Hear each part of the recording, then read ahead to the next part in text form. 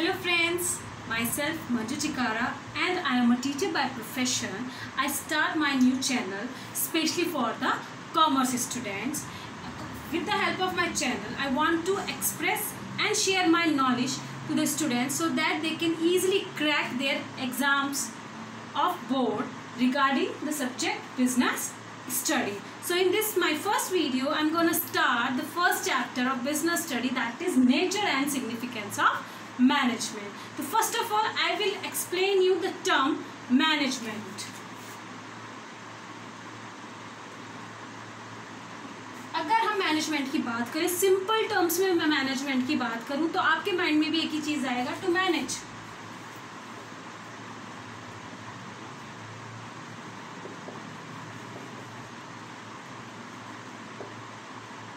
Means to manage the things, कि जो चीज़ें हमारे आसपास होती हैं, हमारे अराउंड होती हैं, उनको हम कैसे मैनेज करें. मैं एग्जांपल लेती हूँ आप ही के घर से, ऑफ योर ओन हाउस, कि जब आप अपने रूम में होते हैं और आपकी मदर आके आपको क्या कहती है, प्लीज़ बेटा मैनेज योर रूम, कि आप अपने रूम को मैनेज कीजिए. वो क्या कहती हैं कि keep the things on the right place, कि जो आपकी बुक्स हैं वो बुक शेल्फ पे रखिए, जो क्लोथ्स हैं वो कबर्ड में रखिए. Means it your room should be neat and clean.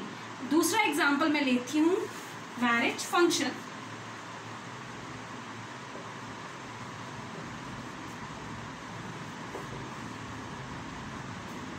या ये कह लीजिए कोई भी फंक्शन हो, मैं यहाँ पे एग्जांपल ले रही हूँ मैरिज फंक्शन, जो कि अपने आप में एक बहुत बड़ा फंक्शन होता है, बहुत इंपॉर्टेंट होता है हर फैमिली के लिए. और सब यही चाहते हैं कि जो हमारा मैरिज फंक्शन है उसमें किसी भी तरीके की कोई भी प्रॉब्लम क्रिएट ना हो.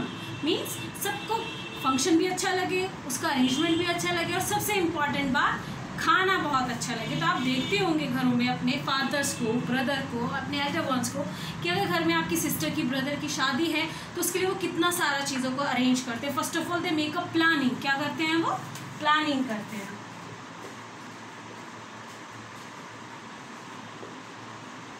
Regarding what? रिगार्डिंग कि कितने नंबर ऑफ गेस्ट आने हैं. दूसरा, उसका वेन्यू क्या होगा, वहाँ पर किस तरीके की अरेंजमेंट्स करनी है, डेकोरेशन कैसी होगी. तो वो सारा वर्क वो क्या करते हैं, they are dividing among different members of the family according to their knowledge. वो अलग अलग इंसान को वो काम बांट देते हैं कि बेटा आपको डेकोरेशन देखनी है, आपको हलवाई का काम देखना है, आपको ये देखना है कि गेस्ट को कोई प्रॉब्लम ना हो, और स्पेशली या चाहे ब्राइड हो या ग्रूम साइड हो, उन्हें कोई प्रॉब्लम नहीं होनी चाहिए. वही चीज़ अगर हम बात करें अपने मैनेजमेंट की, regarding what, regarding the organization. 11th class में आपने पढ़ा होगा रिगार्डिंग द बिजनेस किस तरीके से होता है, इकोनॉमिक एक्टिविटीज़ क्या होती हैं. यहाँ पर अगर हम बात करें आपकी बिजनेस स्टडी की 12th क्लास की, तो यहाँ पर हम पढ़ेंगे मैनेजमेंट रिगार्डिंग द ऑर्गेनाइजेशन, की जो हमारी ऑर्गेनाइजेशन है, संस्था है, उसको हम किस तरीके से ऑर्गेनाइज करें, किस वे में करें, कैसे हमें उस चीज़ों को स्टेप बाय स्टेप फॉलो करना है. तो मैनेजमेंट क्या है? Management is an art of getting work done through others. तो मैनेजमेंट क्या है? मैनेजमेंट एक आर्ट है, कला है, क्या कराने की? वर्क कराने की. Getting work done through others. Through others से यहाँ पे मतलब है means employees.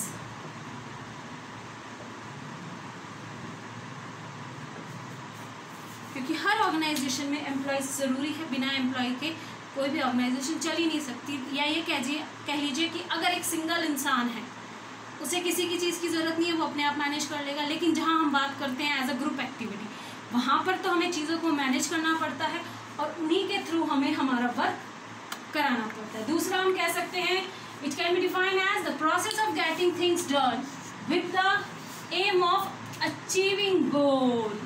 This is the most important. यहाँ पे आया है पॉइंट, अचीविंग गोल. मीन्स ये आपने 11th क्लास में भी पढ़ा होगा, एक आपका टॉपिक था profit. The aim of every business organization is to earn profit. तो वो क्या है उनका? वो उनका एक गोल है ऑर्गेनाइजेशन का. मीन्स हम कोई भी ऑर्गेनाइजेशन सेटअप करते हैं तो उनका अपना एक पहला एक गोल होता है, एक ऑब्जेक्टिव होता है, जिसे उन्हें अचीव करना होता है.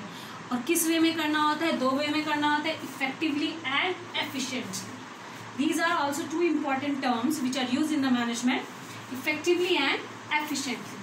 कहने को ये दोनों अलग अलग हैं, एक दूसरे से इंटरलेट नहीं होते, but they are required in the management. कैसे? I will explain you what is effectively and efficiently. तो सबसे पहला आपका आता है effectively. Effectiveness means achievement of task on time. तो इफेक्टिवनेस का मतलब क्या होता है कि जो हमारा टारगेट है, जो हमारा गोल है, उसको अचीव करना है कैसे, ऑन टाइम। कैसे, how any, it doesn't matter कितनी कॉस्ट लग रही है, कितना खर्चा लग रहा है, बट मुझे मेरा काम टाइम पर चाहिए। फॉर एग्जाम्पल कि आपको ऑर्डर मिला है 1000 कंप्यूटर्स का असेंबल करने का, ठीक है, but and the target time is 1 week. एक हफ्ते के अंदर आपको 1000 कंप्यूटर असेंबल करने हैं। सो आपका टारगेट क्या है, 1 वीक में मुझे 1000 कंप्यूटर असेंबल करने हैं, but at how any cost. इससे मुझे कोई मतलब नहीं है, मीन्स मैनेजर को कोई मतलब नहीं होता कि कितना टाइम लग रहा है, कितनी कॉस्ट लग रही है। अगर हम उसको सही तरीके से चलाएं तो मे भी हमारी कॉस्ट खर्च सकती है, लेकिन यहाँ मैनेजर सिर्फ किस पर फोकस कर रहा है, अपने ऑर्डर पर, अपने टास्क। तो यहाँ पर जहाँ मेरे, अगर मैं एग्जांपल ले के तौर पे चल रही हूँ कि हम मान लें कि हमारे एक कंप्यूटर असेंबल करने में 10,000 रुपीज़ लग रहे हैं, लेकिन जल्दी में उसको काम करने में मेरे 15,000 लग रहे हैं, तो यहाँ पर मेरा कॉस्ट ज़्यादा जा रहा है, जो एक ऑर्गेनाइजेशन के लिए बेनिफिशियल नहीं होता। उसी के लिए दूसरा टर्म आपका आता है efficiently. Means it implies optimal use of resources. कहने का मतलब है completing the task on time but with minimum cost. हाँ, अपना टारगेट भी पूरा करेंगे, लेकिन उसमें जो कॉस्ट है, उसकी जो लागत है, वो क्या होनी चाहिए, कम होनी चाहिए। Can we have to maintain the quality and the quantity of a particular product. तो ये थी हमारी डेफिनेशन मैनेजमेंट की। तो मैनेजमेंट क्या है, management is an art of getting work through others. या कह सकते हैं कि वो प्रोसेस है जिसमें हम चीज़ों को पूरा करते हैं ताकि हम अपने गोल को अचीव कर सकें इफेक्टिवली और एफिशिएंटली। तो दीज आर द 2 टर्म्स जो बहुत इंपॉर्टेंट है। इसका आपका 1 मार्क्स में क्वेश्चन भी आ सकता है, चाहे वो केस स्टडी में आए या डायरेक्ट भी पूछा जा सकता है। व्हाट इज इफेक्टिवनेस और एफिशिएंसी, या इनके बीच में 1 मार्क्स में डेफिनेशन भी आ सकती है, डिफरेंस भी आ सकता है। ये से रिलेटेड एक आपको केस स्टडी क्वेश्चन भी मिल सकता है। तो आपको सिर्फ क्या माइंड में रखना है कि इफेक्टिव का मतलब है achievement of task on time, कि मेरा काम टाइम पर पूरा होना चाहिए। लेकिन एफिशिएंसी की अगर हम बात करें तो यहाँ पर मुझे क्या है, ऑप्टिमम यूज ऑफ रिसोर्सेज, कि जो कम से कम मैं रिसोर्सेज को यूज़ करूँ, कम से कम मेरी लागत लगे, लेकिन समय पर मेरा काम पूरा हो जाना चाहिए। सो स्टूडेंट्स, आई होप आपको ये कंसेप्ट समझ में आया होगा, इंट्रोडक्शन समझ में आया होगा कि मैनेजमेंट होता क्या है।